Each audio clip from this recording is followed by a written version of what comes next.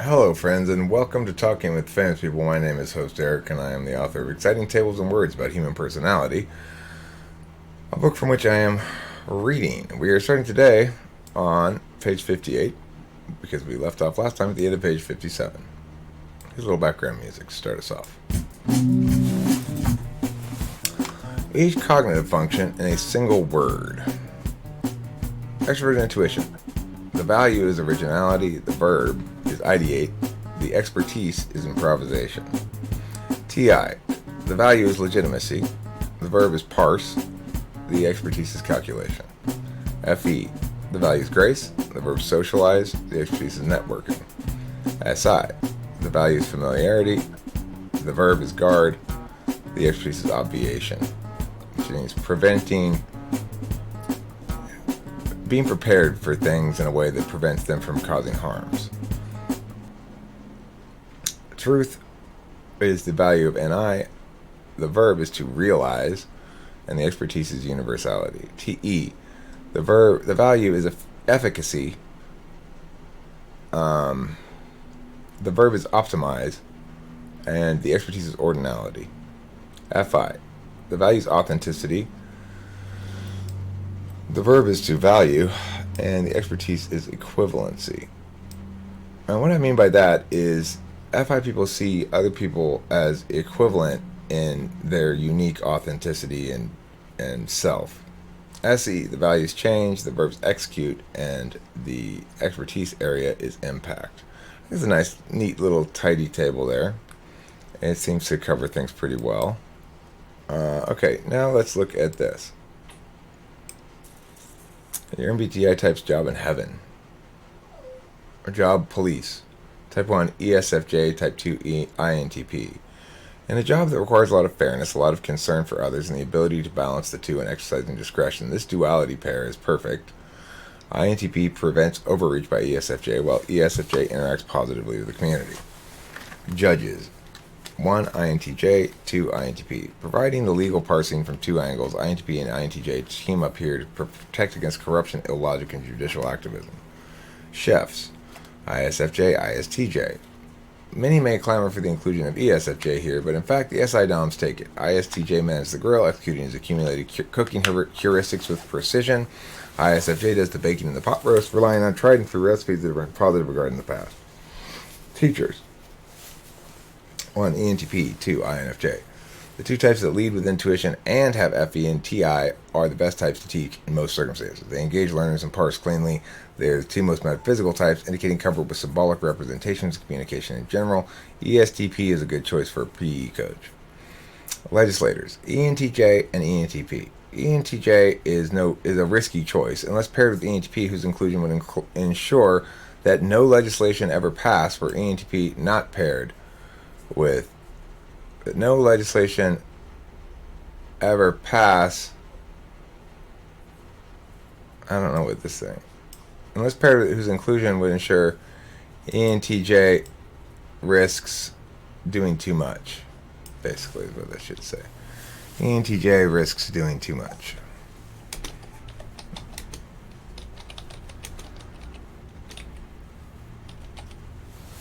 Okay, these two together should get the right stuff and the right amount of stuff accomplished. Innkeepers, ENFJ, ESFJ. No brainer here. ENFJ wins the hearts and minds of guests to the end, while ESFJ makes sure that stuff actually runs smoothly. ESFJ will be satisfied with the bonus FE that having ENFJ around generates, while also being able to enjoy, contrasting against the ENFJ's slight ridiculousness. Advisors, INFJ, ENFP. By advisors, I mean shrinks, priests, counselors, and so forth. ENFP and INFJ combined are like an oil derrick drilling straight into the black moisture of your soul from two different directions concurrently. Whatever authentic emotional impetus lies within shall be exposed. Programmers, INTJ, ISTP. Perfect marriage of TE and TI with an additional complement of SE and NI.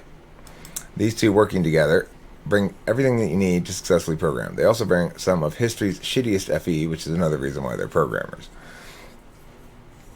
The paramours, ISFP, INFP. These are the lovers, not the significant others. They're the FWB with whom you value, the friends with benefits whom you value, but with whom you will never end up because you work better as a fling than as a thing. Whether you find the former or the latter more appealing probably depends on an individual as much as type. You're probably a little smitten by both types if you're a normal human being.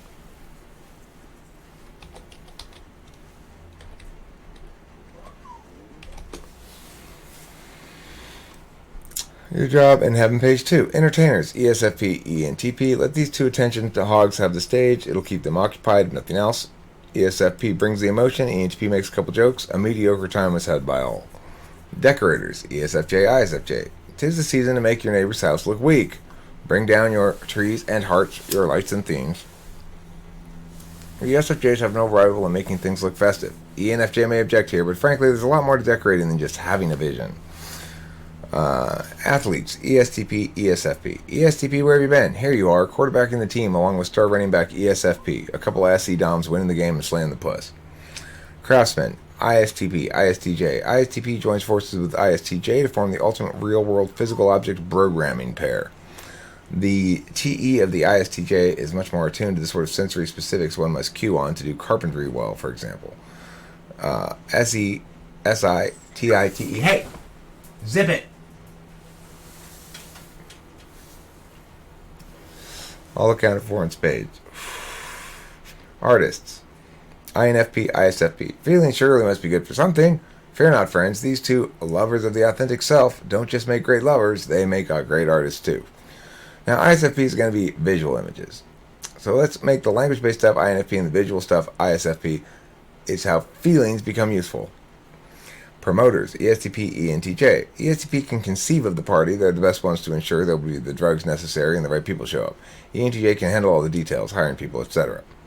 Journalists, ENTP, ENFP. Let NE reign. The two NE DOMs are the ones with both the facility with language and the get up and go to go out and get a story from the sordid underbelly of the metropolitan jungle we call home. Even in heaven, it's a sordid underbelly. Page 50... Page 61. How you respond to critique based on a function slot being critiqued. If someone's critiquing in your first slot function, the value type is implicit and you disregard the critique.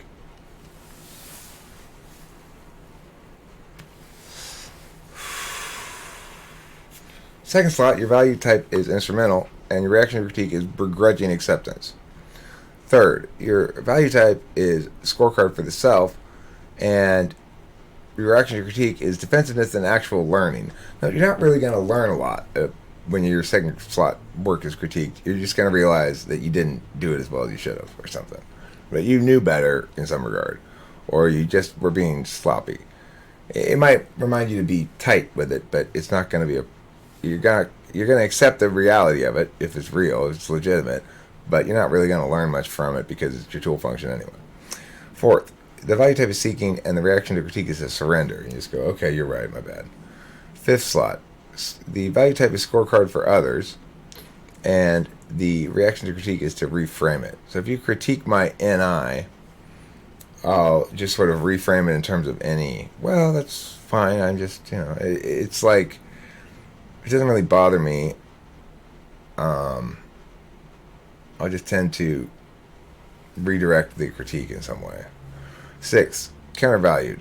I will resent critique in this area and feel somewhat defensive about it and stuff, but I'll sort of know that it's legit. 7th, blind spot is the value type. Confusion and disagreement with critiques. I'll just be like, what are you even critiquing? That thing you're talking about doesn't even mean anything or exist because I'm that blind to it. So it's like somebody's critiquing my FI. I'm like, whatever. Okay, no, but who cares? I don't even get what you're talking about. 8th, balanced or insecure function. The response to attack and internalize. So you'll internalize the critique and think you're bad. You're a bad person in some way because of the critique, and you also attack the person critiquing you. So it's the most defensive function, the most insecure. Okay, now on to page 62. Would you like some more background music? You would? Okay, well, I'll get you some. What were we listening to? We were listening to Weird Rhythm. Alright. NI and SI paired with TE and FE. NI, kind of attention, knowing. SI, kind of attention, knowing. Truth is objective, implicit to the world. Truth is subjective, implicit to the self. Jurisdiction. NISE, know how things are so you can determine when how to act. SINE, know how things happen so you can determine how things are. This is a good distinction I make here. I'm pleased with this one. This really is right on the money, that it's a distinction between knowing when to act versus knowing how things are, and assuming when to act follows from that. The justification for NI legitimizes by the grammar either social metaphysical vectors or systems metaphysical vectors, FE or TE.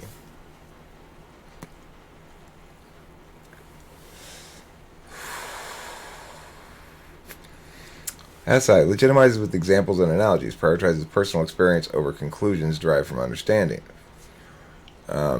It's going to pair with FE or TE as well, but in both those cases, it doesn't legitimize via a grammar, it legitimizes via personal experience. Time. NI understands time as a web of events. Events are sequentially related and impacted in those relations by durational considerations. Both are treated as time objects. Shorter time frames are treated the same. Conversations and projects are noted. This is kind of dense, but basically what I'm saying here is that that NI is a framework for understanding time, at least in part, as an object, as a universal thing. Whereas SI understands time by the body's sleep and eat and pee rhythms. And SI DOM operates most comfortably when not extending time analytics beyond the scope of a single day. Longer periods are understood simply as one event and then another with unknowability in between.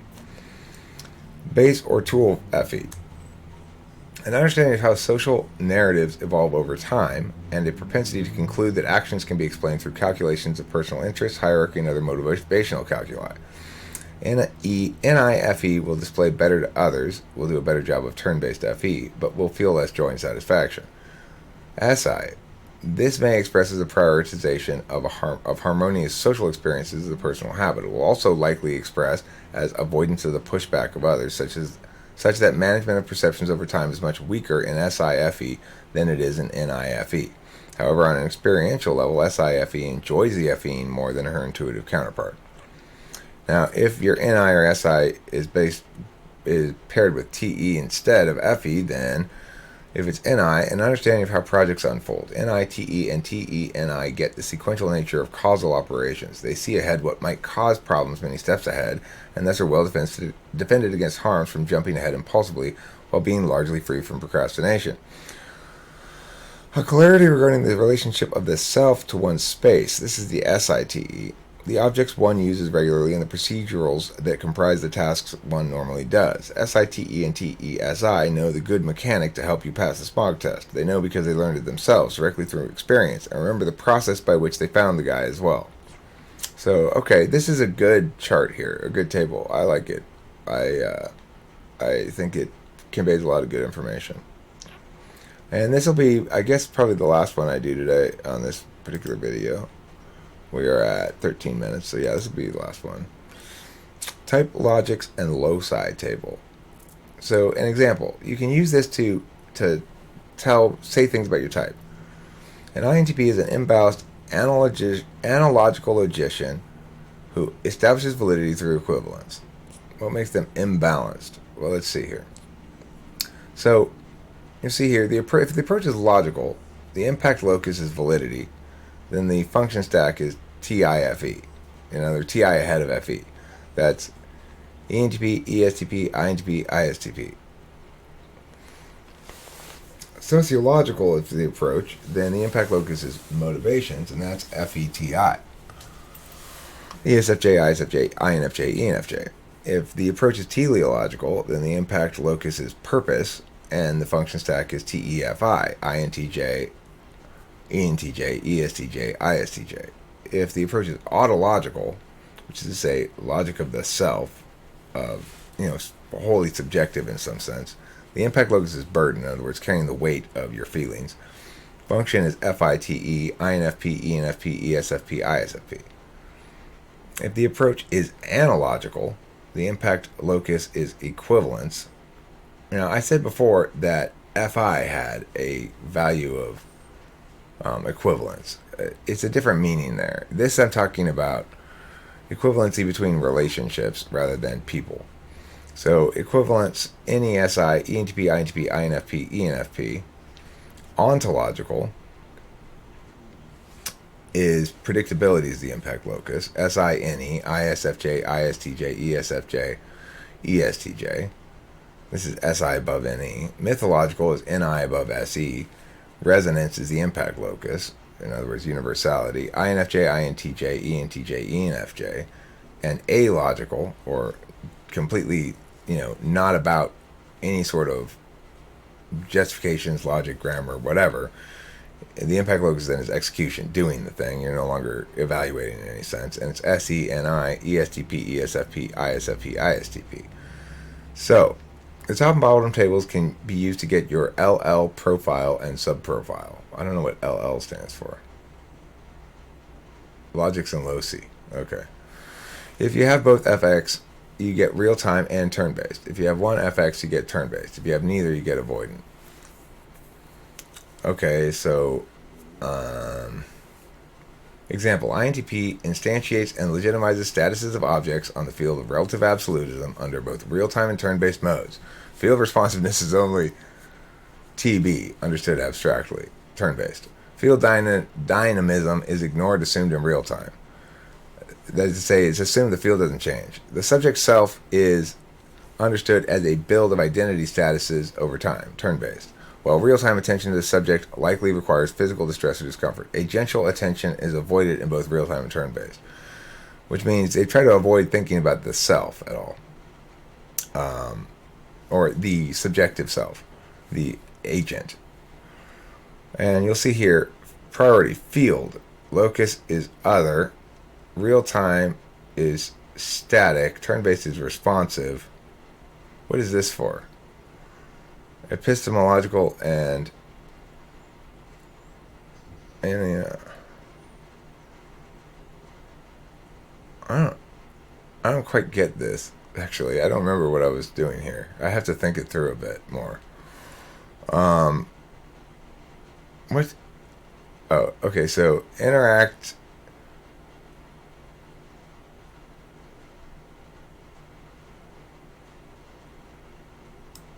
So this is epistemology and interaction. This is legitimacy and instantiation. Right, because instantiation is the action functions. Okay, so the action functions instantiate, the knowing functions epistemologize, the judging functions legitimate, and the interaction functions interact. So this is what it's basically saying here. If you have a priority of the field, then the locus is on the other, and your understanding of real-time stuff is going to be static. In other words, you're going to convert all the real-time stuff into turn-based stuff, and your turn-based nature is going to be responsive, so it's going to be dynamic. I should say dynamic in response to static, but whatever. And these are the function areas of the epistemologists and the interactionalists. If your priority is the object, then your function area is legitimizers and the instantiators. Legitimizers first, then instantiators. This should be the other way around. No, I'm sorry. No, that's right. Okay. Subject. The locus is the self. Real-time is responsive. And turn-based is responsive because the locus is the self. You can be responsive on both. The function areas are epistemology and legitimization. The functions are SI and FI. And the imbalance types are STJ, quadras gamma. The balance types are NFPs. So in each of these quadras has balance and imbalance types. STPs are balanced and NFJs are imbalanced. And the reason for that is because STPs have their contraindicative, their inconsistent aspect higher than their consistent aspects. So, for example, SE first for ESTP is physical. Then TIFENI are all metaphysical. So the three metaphysicals below the physical means they're balanced. Whereas NFJs, INFJ goes metaphysical, metaphysical, metaphysical, physical. That's imbalanced. NTPs are imbalanced as well. So you could say, well, no, you could say that's what that means. And if we think about doing any kind of calculation of cognitive functions, we need to divide it really into field, object, subject, agency, and vectors as well as another factor that needs to be included in there. And you could put grammar in there as well, but I would say that's part of the field.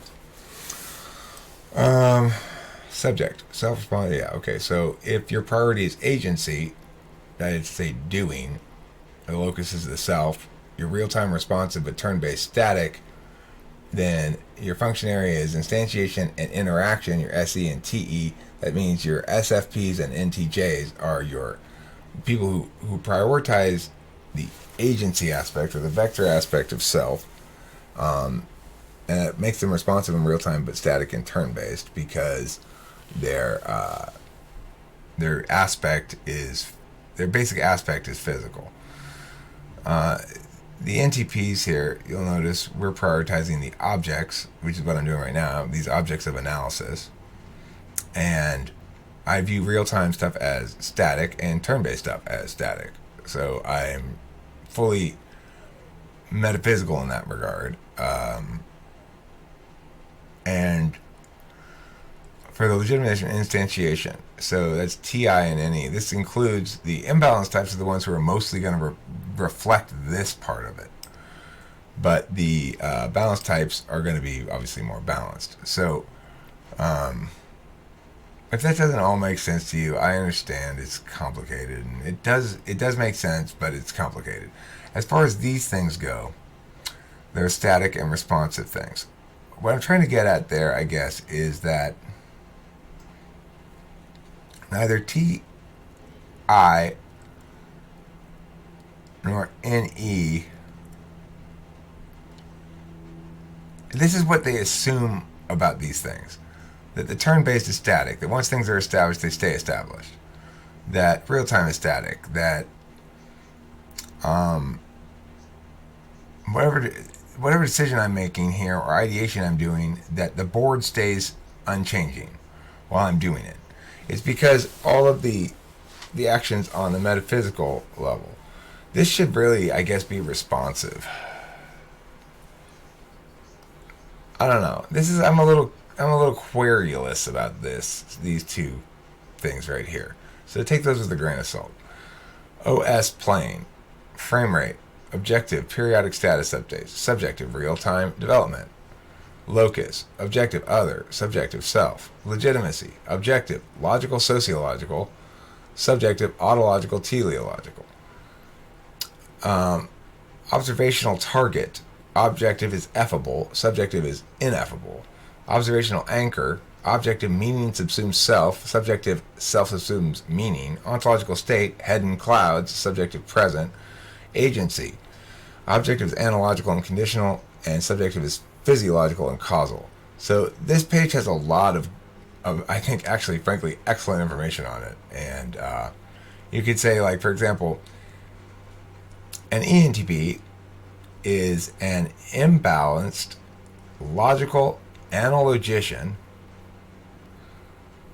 because I am my dominant function. I'm an analogician. An INFP would be an analogical autologician because they're analogical, their tool function, but they are an autologician by nature. And they would establish legitimacy. Let's see. They would establish legitimacy, according to this,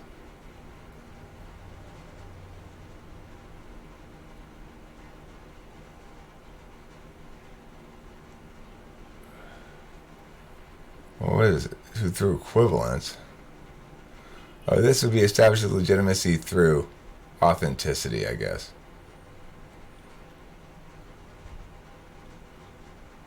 Burden. No, burden is the word I use here. who establishes legitimacy or validity through burden. And if you were talking about INFJ, for example, you'd say they are a